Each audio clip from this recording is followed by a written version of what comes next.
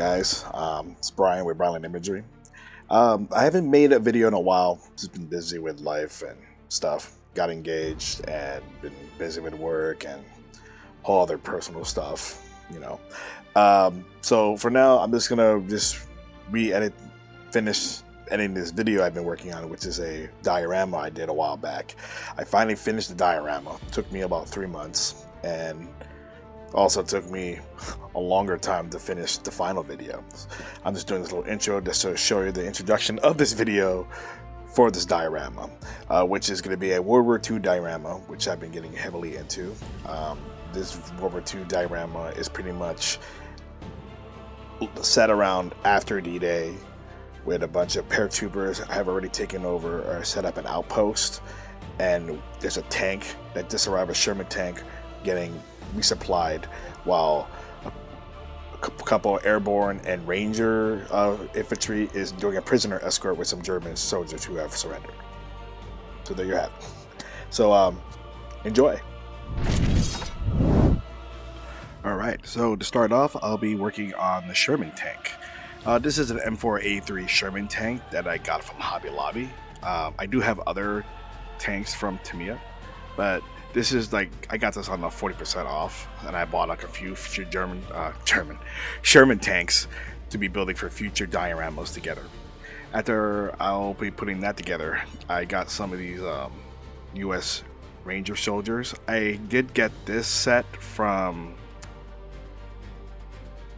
McCurry, and I got a few sets of our Ranger McCurry and Airborne soldiers.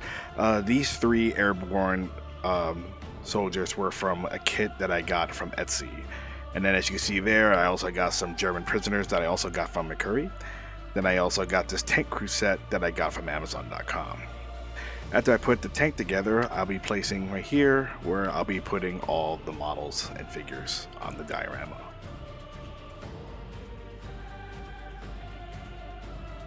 There you'll see a couple of Ranger soldiers that I got from another Tamiya kit, be escorting the prisoners of German troopers, which is, I believe, a master box model kit set that I got. For the building set right here, I'll be using a piece I got from a BMC toy set. That's the right scale at 132 or 35 scale. And as you hear, I'll be placing it on a foam board for the floor, and a sidewalk I'll be placing for the street of the French town and diorama.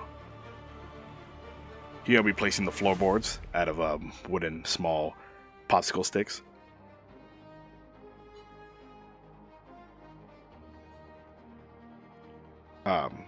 This is definitely my first time actually making a 1x35 scale diorama, other than that little one Airborne one I did of that paratrooper landing alone while hiding from a patrol of German troopers during the landing of Normandy. As you can see, I have that other kit that I got from, I don't remember the name of it, it just pop up on there. It'll be like 3 soldiers just lounging and playing cards. Unfortunately, during the build, I did lose the card set that was supposed to go with that kit. As you can see here, I'm placing a sandbag machine gun position as like the entrance to the town or the outposts that the soldiers have taken over and liberated, and they're using as a resupply area for the troops.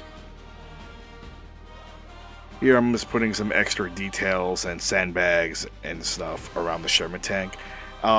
During when I was researching a little bit of stuff, they put tree logs on the side as armor to put around on the sides of the Sherman Tank, which apparently didn't quite work, because they also use like tank tracks too. I'll probably use that on the next tank I have, because the next tank project I'll be doing will probably be a Panther German tank that I have with some Panzer Grenadiers I'll be having going around on the street that I recently saw that was inspired by Ball Like Hobby Time's latest video of World War II, which is like a before and after, which blew my mind. You definitely gotta check that out. I'll probably put the link down below. As you can see here, I am now gluing together some of the tank crew for the Sherman Tank. I have another tank crew set that I got from Tamiya that I will have to use for another tank project I have upcoming. But for now, here's a shot of the tank crew I'm putting together. Alright, after that was done, I'll be finishing making this piece for the building and sidewalk. For the little paste I'm using, I got it from Pro Acrylics, which is like concrete that I'll be using for the base and sidewalk of the building. It's around, edging on the sides. I already super glued the floorboard and the sandbags here. That was the missing parts of that piece. After that, I'll be adding some little rocks and pebbles for rubble, and adding some broken up cork pieces as well to add more rubble to the side to make it look like it's been bombed or caved in. And they're also using it as a place to hide out and rest. After that, I went and moved over to the machine gun nest that'll be across the street from the broken down building. Here I am also putting the paste of concrete to match this sidewalk that's also across the street with the broken down building. The sandbags I got from a sandbag set from Tamiya too as well. I have a whole bunch. I bought another batch of sandbags and like those X metal crosses for an upcoming future planned D-Day invasion diorama I've been planning to do. Just, motivation. Anywho, after that, we're done and dried. How I placed out the base here, put on the gloves, and here I am now about to put up and make the terrain of the diorama base. I'll be using here brown earth to put this is the outside of the other side of the French town village that they just liberated. Right here, this is where the Sherman Tank will be posted with the tank crew working on the Sherman Tank, where resupply and all that. Here I am trying to put the tire marks on the dirt, which didn't quite well. That's something I need to work on down the road. Here I'm just putting a little pebbles here to make it look like it's like a little grassy dirt area that's on the outside border of the town or the outpost area. I'm just putting some watered down glue spray as I put it down on the base. And then here I am placing down those broken down building and the machine gun nest. After painting this, as you can see here, the Sherman Tank all black, I did a little white dry brushing right here. It's a little technique I learned from painting my miniatures. I always forget the name when I'm trying to put a slap chop. There you go. I'm just doing a little slap chop method. It shows up more details and shadow. I think, but for my next project, for which is going to be like a dungeon crawler Carl diorama, I'm just going to paint it all white and maybe do dry brushing on the dior of the base and just paint it gray for some details on it. But for now, this is the slap chop method. I don't know if you heard of it, or you probably have. After this, you base paper in black and then dry brush it white. So here's a little template I got. It didn't work out very well because I did have a airbrush that broke.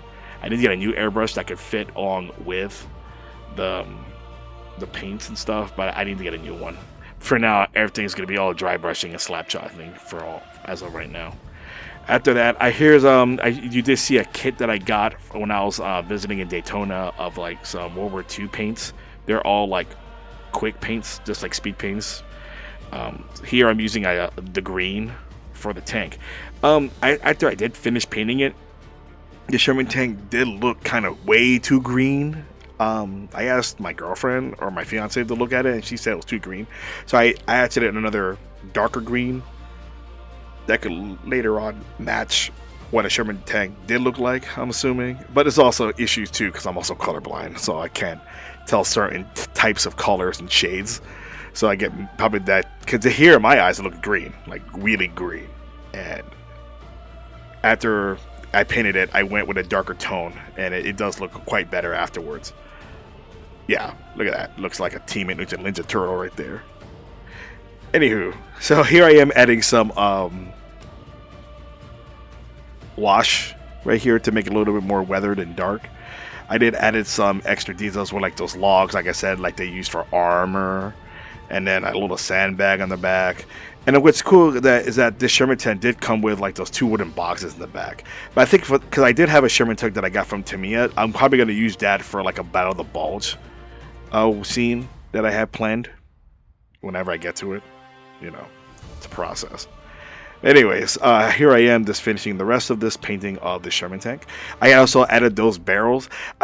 Those barrels were part from a kit that I got from Etsy, which was an actual Warhammer barrel set, but they had like that little eagle that comes with the Warhammer. Because I don't play Warhammer, but I like the stuff, so I just use that to paint and stuff. So I had to hide the eagle. So when I glued those barrels together and put it into the tank, I put like the eagles facing into the tank so you don't see it, and I just had it look like extra supplies on the tank as they were trying to get like refueling. Here I am painting the sandbags a little khaki color. A little dirt. Here again, adding another wash. To me, I was like, man, this looks a little too green, but let me make it darker. So I made it darker, add another darker shade, and it turned out fine. Well, in my eyes, colorblind eyes. Also, I also use a dark wood paint to paint the the logs. Here I am trying to use that template that I tried. See, I tried to use the airbrush, but it was too much. I never used an airbrush before. I need to learn how to do that. Someone did recommend, instead of using that, try using a sponge brush instead. So I think for the next one, I'll use a sponge brush as I paint the template on for the stars and all that. Alright, after that was done, I went back to finish painting the American tank crew that I put together. I don't know if you've ever seen the movie Fury, but that's like one of my favorite tank World War II flicks. There was one called Tiger, I think. It was a German one based on the Tiger crew doing a top secret mission against Russian soldiers. It came out, I think, last year. That's also worth checking out. But also Fury. It's not historically accurate, I think, from what I've heard. Especially when the ending, when you see a German sniper wearing all that camo and a ghillie suit. I don't think they had ghillie suits back then. Correct me if I'm wrong in the comments, but did they have that kind of ghillie suit back then during the war, during the 40s? Anywho, after the tank crew was finished painting, I painted the diorama base all black and then dry brushed it white to do the slap chop method on the painting the diorama. Here I was adding some leftover cork that broke off from it. I was using the cork pieces as rubble. Here I am putting some static grass glue on here, spreading around here to add the grass and static for the base. Wait till that was wet, and then I the static grass. Crazy moment, I did kind of shock myself with the static grass applicator. It was like my third time ever using it. It came in as a shock, you know. Anyways, here I am. I just put in the cobblestone of the town base right here. Painting the sandbags right here for the machine gun nest. I already super glued and then put the ammunition box right there on top of the sandbags. And right here I'm also painting the rebel.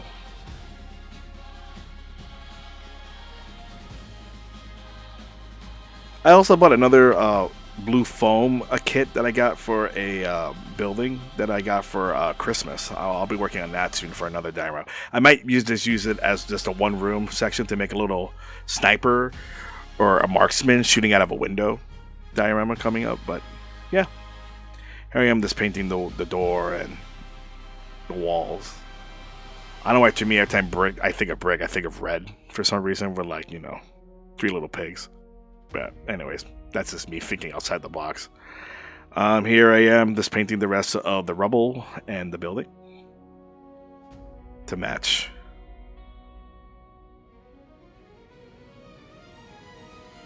It's not my best work, especially if I'm using a little plastic toy piece from BFC, but I thought it was really cool and it helped save time from building one. I do gonna have to try practice using. I got a lot of pink foam to use to build a broken down building pieces, so I'll try to use that next. I'm also having my brother-in-law print me some 3D printing stuff in the works.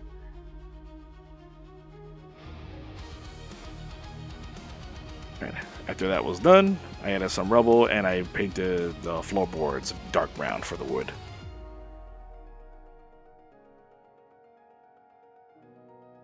And here I am going to paint the sandbags, I believe. Yep, there they are, painting those sandbags.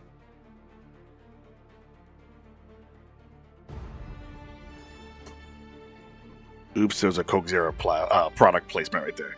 But anyways, after that was all done, I finished painting the last of the Airborne soldiers that were dropped in that will help capture and liberate the building right there. They'll be placed on the top of the diorama along with the tank crew to see the prisoners being escorted through. And that's it. After I finished all the soldiers, the diorama was done. Hope you enjoy, and let me know what you think in the comments.